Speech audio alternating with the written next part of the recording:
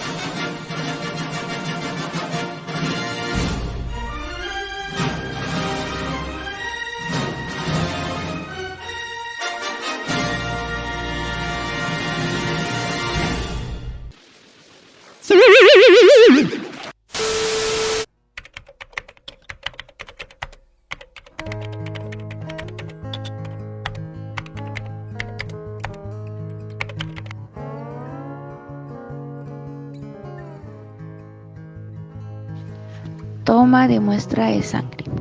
Es aquel procedimiento para el que se utiliza una aguja para extraer la sangre de una vena.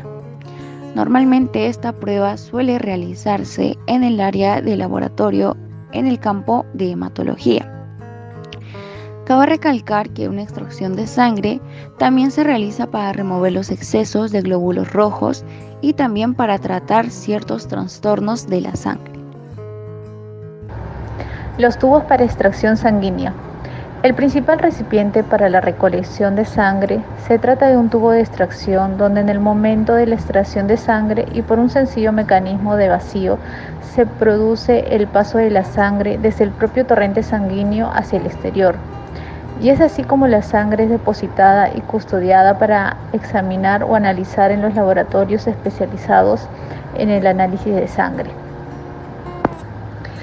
En los laboratorios de patología y medicina se utilizan tubos de plástico transparente estériles para recolectar y conservar los fluidos corporales, como la sangre y la orina, mayormente la sangre, llamados acertadamente tubos de muestra.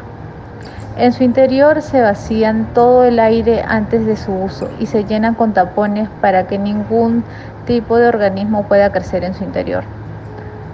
Por esta razón, los tubos de ensayo de muestra también se denominan vacutainers, que quiere decir para vacío más contenedor. Como se mencionó, estos tubos son especialmente diseñados para la extracción de sangre al vacío. En el centro de la tapa se encuentra un tampón de goma que permite ser penetrado por la aguja y colocar allí la sangre extraída del paciente. Existen varios tipos de tubos y son diferenciados por el color que presenta en su tapa, ya que ésta indica qué hay dentro del tubo y para qué será utilizada la muestra. Tubo tapa roja.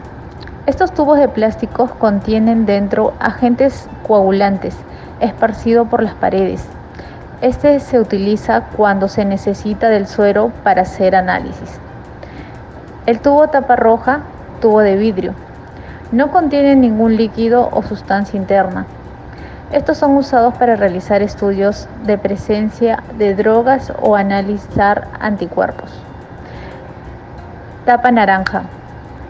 Estos tubos son usados para obtener rápidamente una muestra lista para ser estudiada. Presenta dentro de un activador de coagulación que es la trombina, que permite que ésta se dé en tan solo 5 minutos y solo 3 minutos de centrifugación para separar. Se usa en caso de emergencia y obtención de muestra más rápida.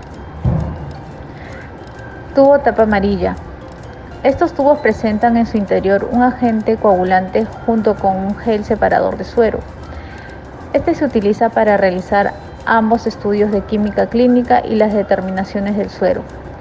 Esto facilita el proceso de realizar los estudios en una misma muestra. Tubo tapa morada.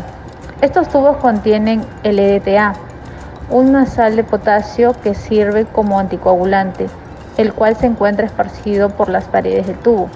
Esto sirve para almacenar las muestras de sangre cuando se va a realizar pruebas hematológicas o conteos de células sanguíneas. También sirve para realizar frotis para ver el microscopio. Tapa azul. El tubo contiene dentro citrato de sodio al 3.2%. Este es un anticoagulante que puede ser reversible en estado líquido, diluye bien la sangre. Este tubo es para realizar pruebas de coagulación. El tubo tapa verde. Este tubo puede contener dentro tanto heparina de sodio como heparina de litio, los cuales son agentes anticoagulantes que son utilizadas en estos tubos para futuras pruebas de determinaciones de química y clínica en plasma. Como pueden observar, tenemos diferentes colores de tubos y bueno, dependiendo del color de la tapa, se puede utilizar la prueba que refiera. Verificar que el sitio a puncionar la piel se encuentre indemne y lejos de focos de infección. Así estaremos en condiciones de realizar la actividad.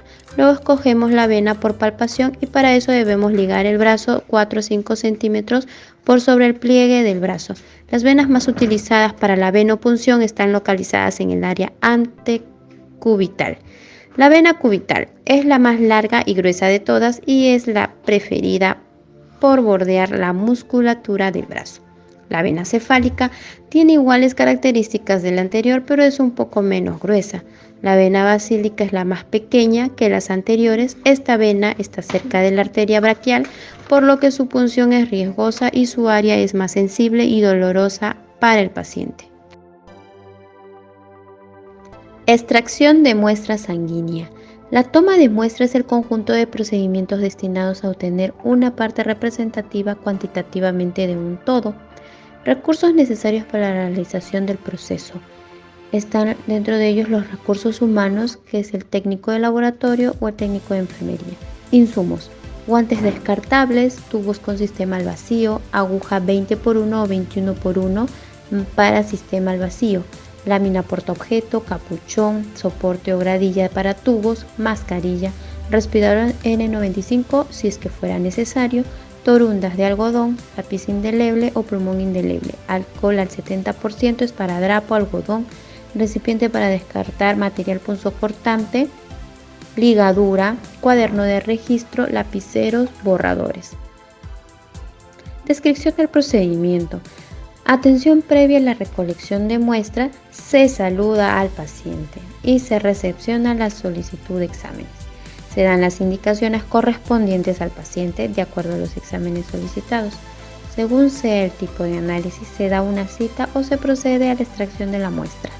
Realizar los procedimientos siguiendo las normas de bioseguridad establecidas, empleando mandil, protector, guantes y, en caso requerido, respiradores N95. Recolección de la muestra. Cotejar los datos de identificación indicados en la hoja de solicitud de exámenes. Si corresponde, verificar alguna restricción de la dieta. Verificar el pago de los exámenes mediante la existencia de las respectivas boletas de pago. Preparar el material a utilizar para el procedimiento de recolección de muestra, separando los tubos requeridos. Rotular los tubos a utilizar con apellidos y nombres del paciente. Colocarse los guantes. Destapar el extremo de la aguja que ingresará al tubo, enroscarla en el adaptador para tubos. Insertar el tubo en el adaptador sin que la aguja perfore el tapón. Escoge una vena adecuada para la punción y extracción, generalmente las de pliegue del codo, que es la basílica, la cefálica o la mediana cubital. Colocar la bandoleta de látex de 5 a 10 centímetros por encima de la zona elegida, haciendo un nudo corredizo durante no más de un minuto.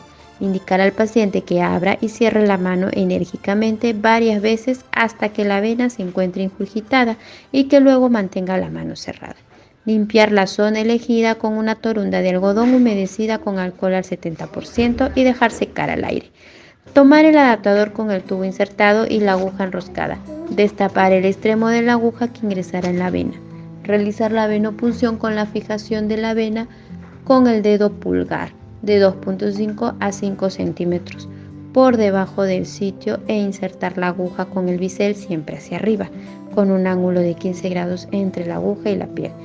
Colectar los tubos respetando el orden correcto de extracción, con la inversión de cada tubo de inmediato después de la recolección.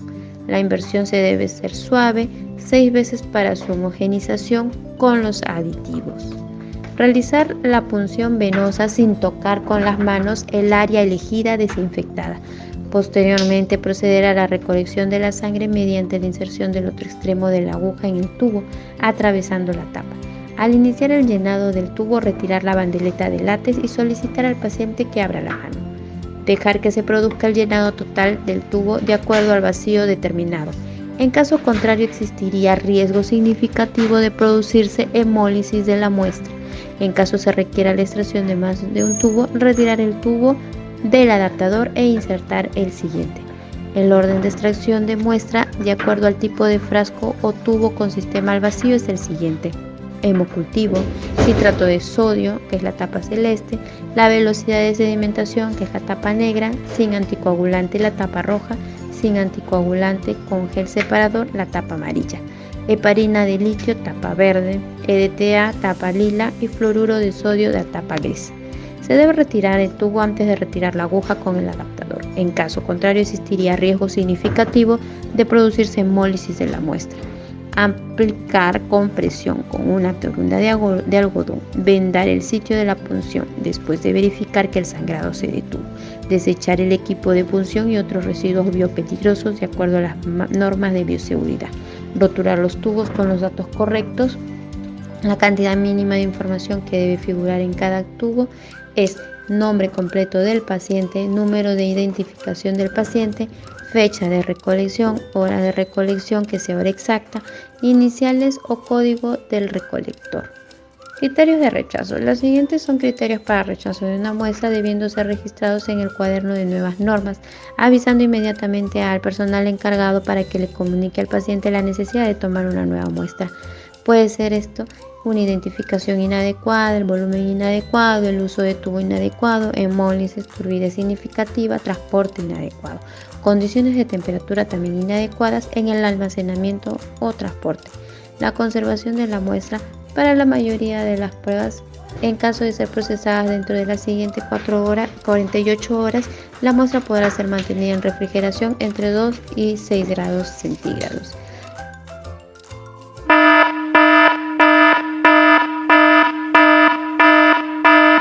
Errores en la toma de muestra. El mayor porcentaje de errores se encuentra en la fase preanalítica. Es importante detectarlo, ya que si dejamos pasar algún error, este arrastrará problemas futuros. Por ello, evitemos una identificación incorrecta de muestras, no tomar la muestra en el tubo indicado, no tomar la cantidad necesaria, mantener mucho tiempo con el torniquete en el brazo, no realizar una buena limpieza. Podría interferir en algunas pruebas, como por ejemplo en el caso de los hemocultivos. No revisar si el tubo está vencido. No debe presentar hemólisis y evitar muestras lipémicas.